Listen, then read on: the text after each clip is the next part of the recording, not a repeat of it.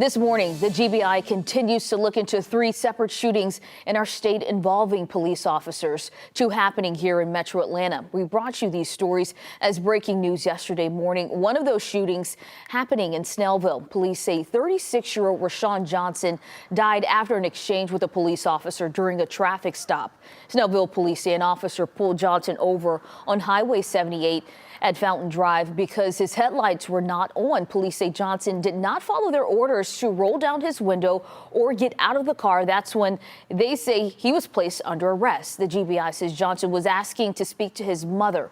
We're told an officer opened his door and saw a gun and told him to drop it. Here's what Snellville Police Criminal Investigations Detective Jeff Manley said happened next. It was confirmed that he had his own weapon and he pointed his own weapon at his own head. And I'm not clear as to whether our officers killed him in the exchange of gunfire or if he shot himself. That is under investigation by the GBI.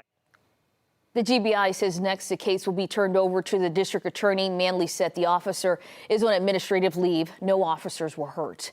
The GBI is also handling the case where a man was shot by Roswell police after they say he pointed a gun at officers.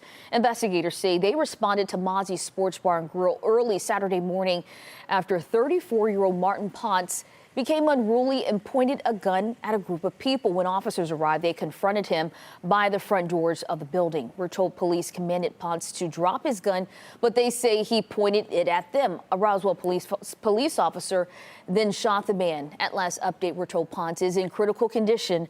No officers were hurt in this shooting. And the third case the GBI is investigating started as a high-speed chase that ended with a shooting involving deputies in Haralson County.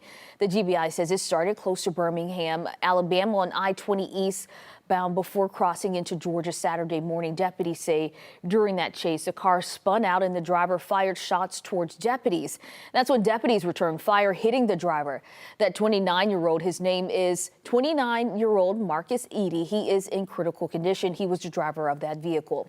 Now, we are staying on top of all these investigations. Remember, you can get updates on the go. Download the 11 Live News app to your phone.